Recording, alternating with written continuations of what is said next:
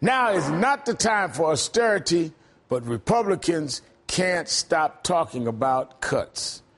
Joining me now is Senator Bernie Sanders, an independent from Vermont. Senator, thanks for being here tonight. Let me ask you, Senator, do you think the American people want to see another debt ceiling crisis like Speaker Boehner is threatening? No, I think the American people regard it as an outrage that the majority leader over in the House, the Speaker in the House, actually is saying to the world that America is not going to pay its bills. For the first time in the history of America, he is proposing that we default, that we not pay our bills unless we make draconian cuts on the elderly, the sick, and the children and the poor. You know, Al, we are in the mess we're in now because Boehner and his friends helped to deregulate Wall Street, drove us into this recession, which was resulted in a significant decline of the middle class and an increase in poverty. Meanwhile, as I know you talk about often, the richest people in America are becoming richer, corporations are enjoying huge profits, and what Boehner and his friends want to do is give more tax breaks to the people on top, the 1%, while they want to make massive cuts to people who today are barely hanging in economically, who have seen a drop in their median family income. I think that is morally outrageous, and I think it's bad economic policy. Well, Talking Points memo put out a graph showing the real cause of the national deficit.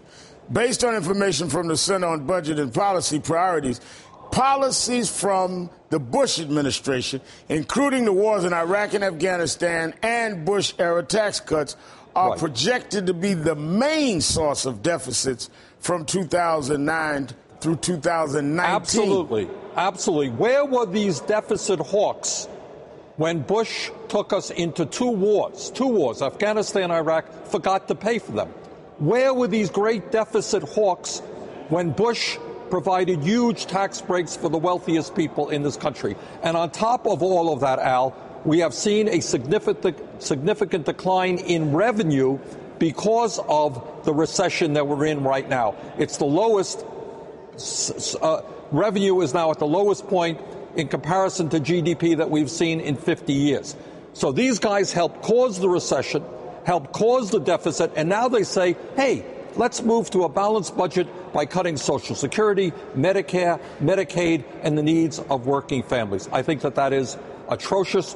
The American people have got to come together and say, sorry, that ain't going to happen. But you're making arguments based on facts, and facts really matter. And when we look at the fact that if it hadn't have been for the stimulus plans to really put something out there, we'd be in a worse shape. But today, Willard Romney said stimulus was a mistake. Look at this, Senator. President Obama started out with a near $1 trillion stimulus package. The stimulus wasn't just wasted. It was borrowed and wasted. Now, he had a different tune 4 years ago in his victory speech in Nevada. Romney was singing a much different tune about the stimulus. Watch this. Today I announced a plan which I'd like to see enacted within the next 30 days to provide a stimulus to our economy on a short-term basis as well as ignite long-term growth for the American economy. So change in, let's say, the song he's singing, Senator? Yeah, absolutely. But here's what's interesting. Apparently, he was not concerned about the over $1 trillion we wasted on the war in Iraq, a war we never should have gotten into. On the other hand, what the stimulus package did in my state is create over 6,000 jobs when we needed them the most, rebuilding our infrastructure, putting money into Head Start and child care, and helping us deal with numerous problems. So if you create jobs with a stimulus package, I guess it's a bad idea. Right. But if you're prepared to waste money on a war in Iraq, hey, that's just great.